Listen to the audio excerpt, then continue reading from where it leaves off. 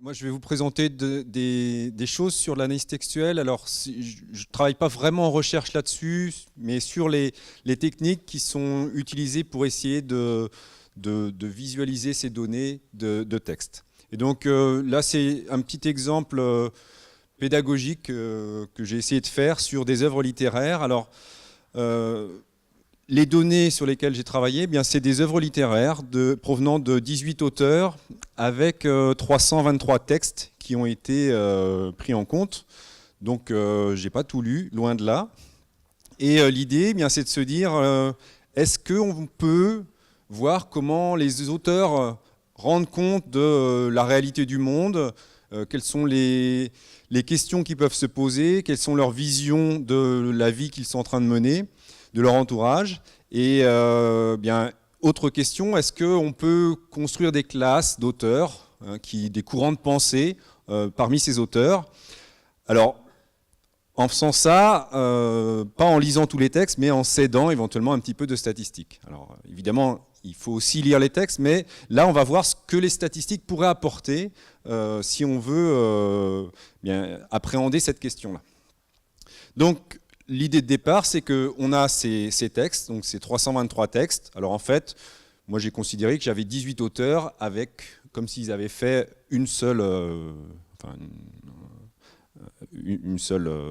un ensemble d'œuvres, quoi.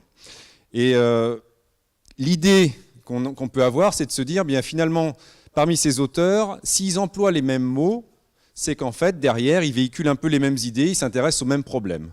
Et donc, ce qu'on peut se dire, c'est que finalement, est-ce qu'on peut construire un tableau de données qui va croiser les auteurs et les mots qu'ils utilisent. Donc, ce qu'on fait, c'est que les œuvres ont été numérisées, ça c'est assez facile maintenant, et puis on prend le dictionnaire, et puis sur tous les mots du dictionnaire, on va compter combien de fois Aragon, par exemple, a employé le mot accord.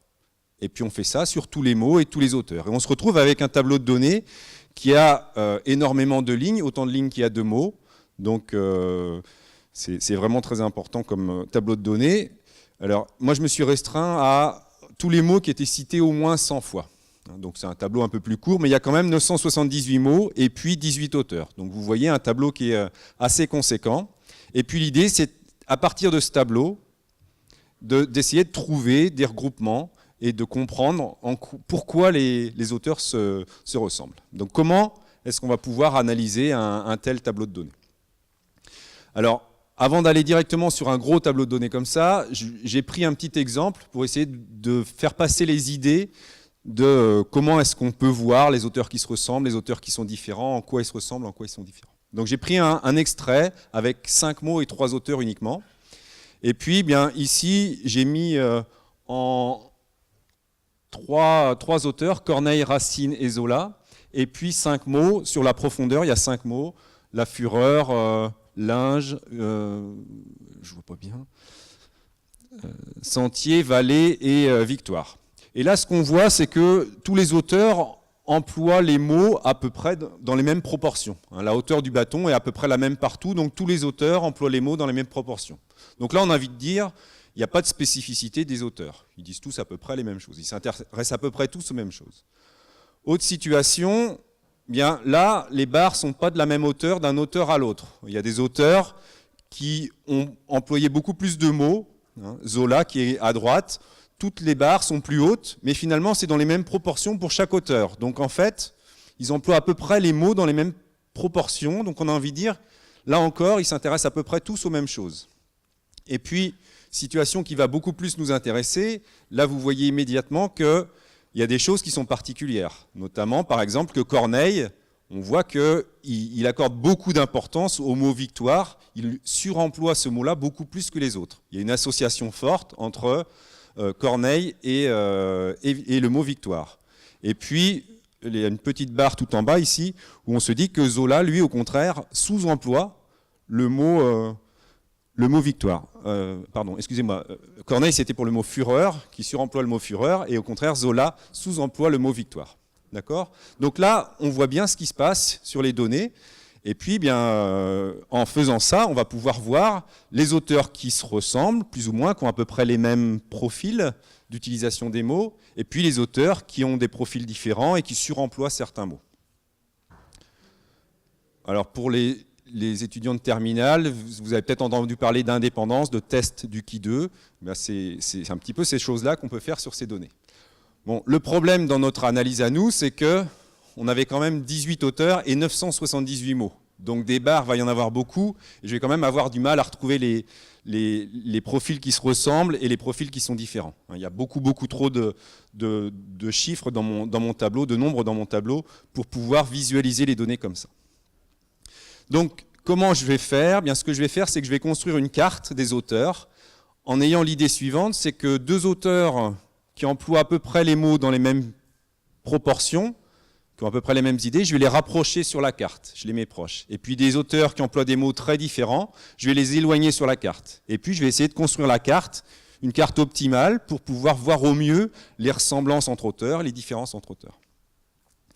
Donc j'éloigne les auteurs qui emploient des mots différents, et puis les auteurs qui emploient les mots à peu près dans les mêmes proportions que tout le monde, moi, je vais avoir envie de le mettre à peu près au milieu de la carte. Et puis ceux qui emploient des mots qui sont très particuliers, je les éloigne, je les mets sur le côté.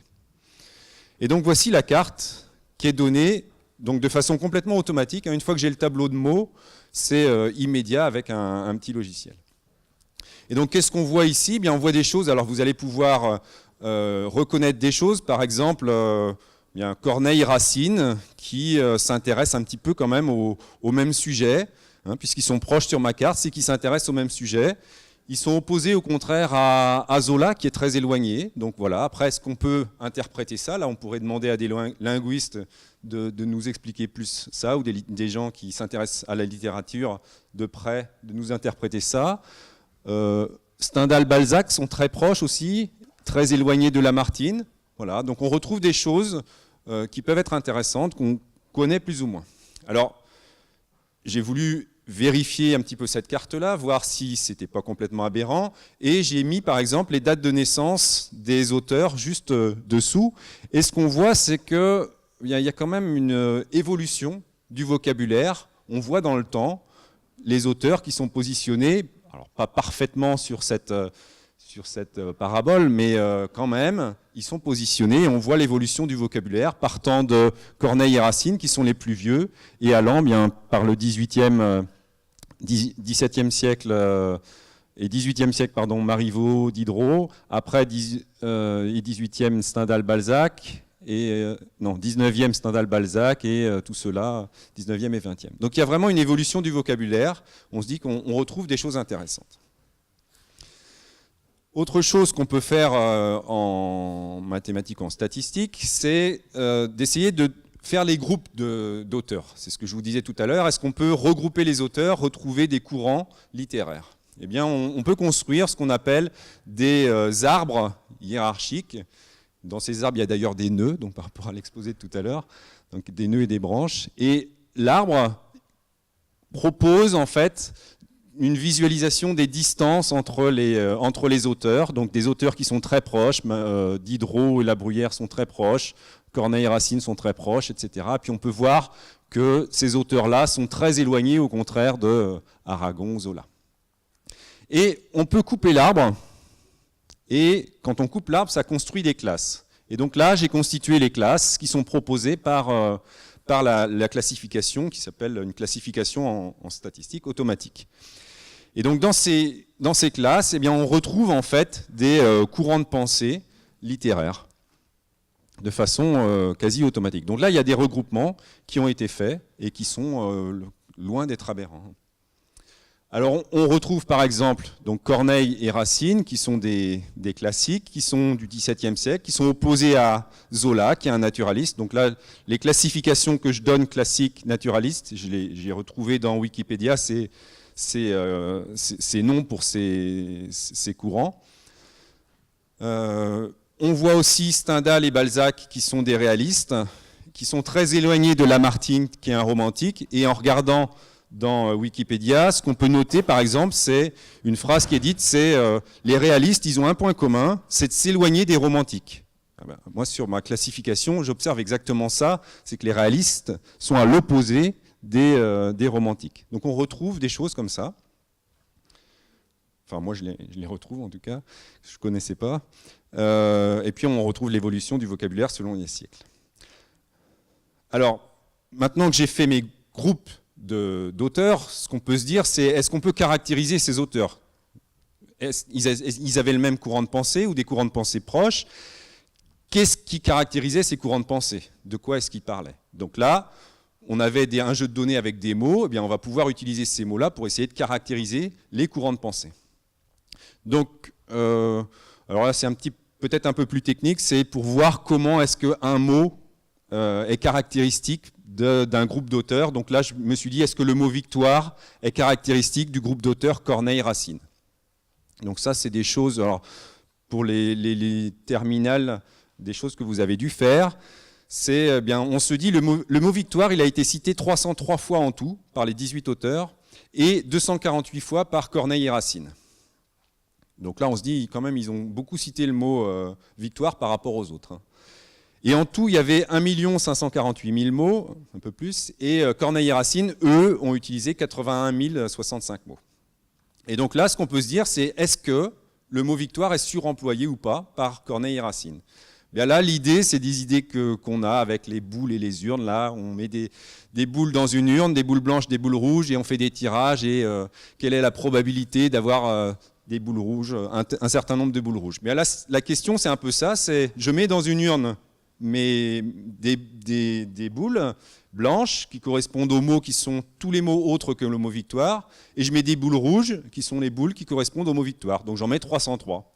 Et puis après, eh bien, je tire des boules au hasard, j'en tire 81 065. C'est le nombre de mots que Corneille et Racine ont cités. Donc j'en tire 81 065. Et je regarde combien j'ai de boules rouges.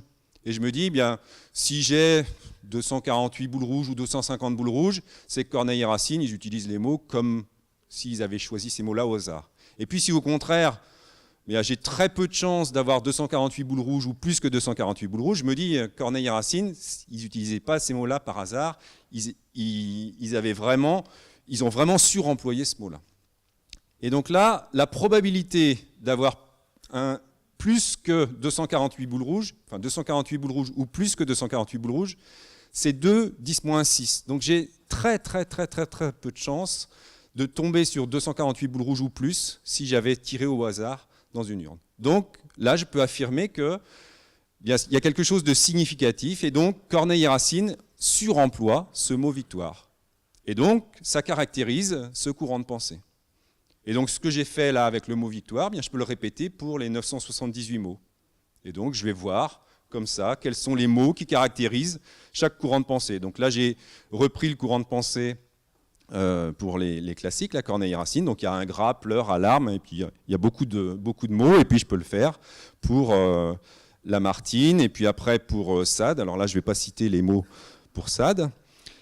Et puis, bien quelque chose qui est éventuellement plus intéressant, c'est de se dire, bon, plutôt que d'avoir des listes, est-ce que je ne pourrais pas positionner les mots sur ma carte d'auteur?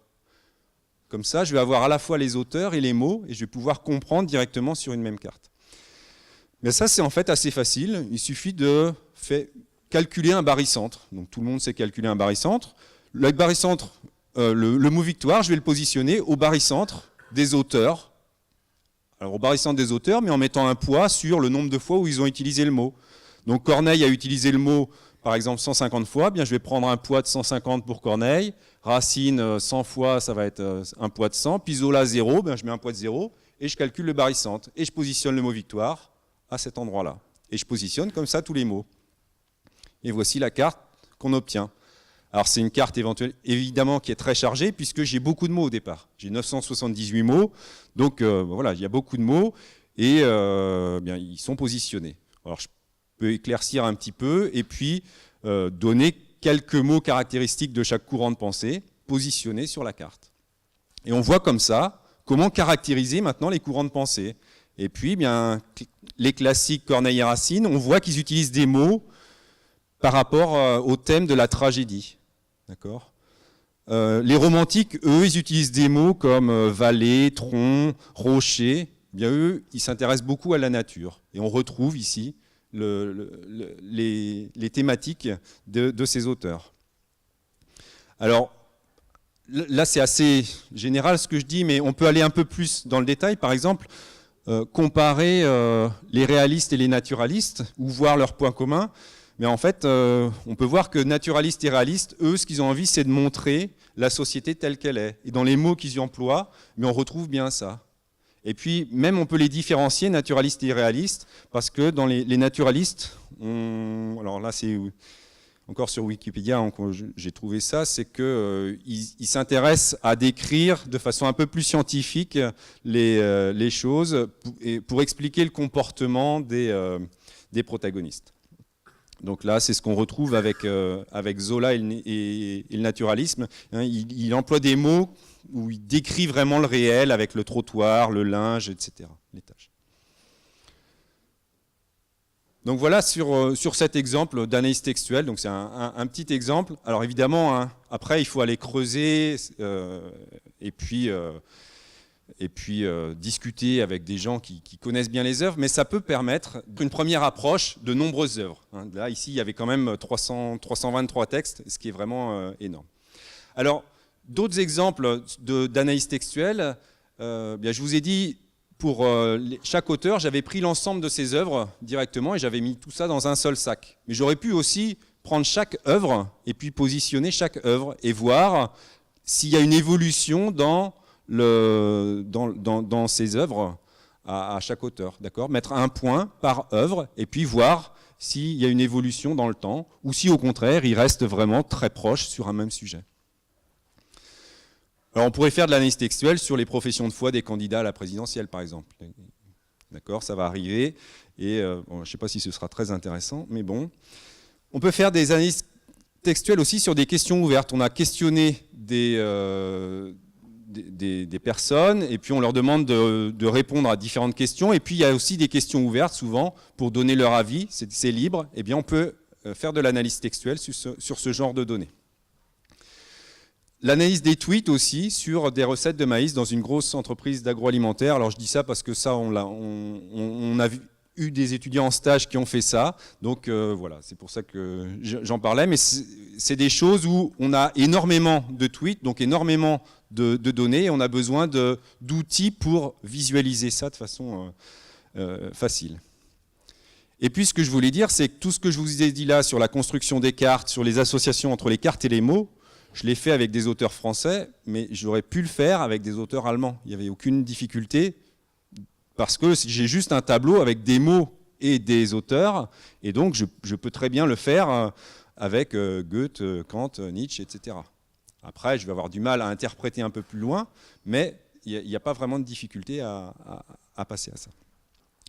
Et puis, eh bien, la technique qui permet d'analyser ces tableaux, qu'on appelle tableaux où on croise là, les auteurs et les mots, eh bien, il y a des tableaux comme ça, il y en a dans d'autres domaines. Alors, comme moi je suis dans une école d'agronomie, eh bien, il y en a par exemple en écologie, on va s'intéresser à des milieux, différents milieux, et puis différentes espèces, et puis on compte le nombre d'espèces dans chaque milieu pour voir s'il y a des associations qui sont privilégiées. Donc ça, c'est des choses relativement connues. Alors il y a aussi des recherches actuelles sur le sujet.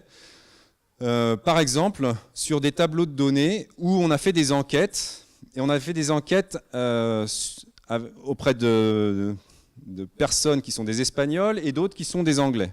Et donc forcément, ils n'emploient pas les mêmes mots. Les Espagnols emploient des mots espagnols et les Anglais des mots anglais. Mais pour autant, ce qu'on a envie, c'est de savoir s'ils ont à peu près les mêmes idées, si ils disent à peu près les mêmes choses. Donc là, on a un tableau de données qui est assez particulier parce qu'il n'y a aucune donnée en commun. Ici, en grisé, c'est qu'il j'ai pas de données. Et pour autant, j'ai envie de savoir si... Alors là les données qu'on avait, c'était des données sur une enquête sur des voyageurs qui prenaient un train en Espagne. Et donc, il y avait les Espagnols qui répondaient à un questionnaire qui était en espagnol, et puis les non-espagnols répondaient à un questionnaire en anglais. Mais ce qu'on voulait, c'était savoir si bien, le ressenti était le même chez les Espagnols et chez les non-espagnols. Alors évidemment, on ne peut pas directement analyser ces tableaux-là et voir leurs ressemblances parce qu'il n'y a pas de données en commun, ni les lignes ni les colonnes. Et ce qu'on fait, c'est qu'on cède d'autres données pour essayer de voir les liens entre ces deux études. Et là, on avait un tableau de données où voilà, on avait vu ce que disaient les Espagnols, était assez proche de ce que disaient les non-Espagnols. Les non-Espagnols souffraient plus de la chaleur quand il y avait des problèmes de climatisation que les Espagnols. Voilà, c'était ce qui est ressorti de l'étude. Et puis, bien, je vais m'arrêter là, juste pour vous dire, donner le nom de la méthode qui a été utilisée, c'est ce qu'on appelle l'analyse des correspondances, et puis la classification qui permet de faire un arbre et de faire des groupes. Et puis, si vous voulez en savoir plus, il y a un MOOC sur ces données-là. Donc, un MOOC, c'est un cours en ligne gratuit. Donc, voilà, vous pouvez regarder, ou des vidéos sur YouTube. Et je vous remercie de votre attention.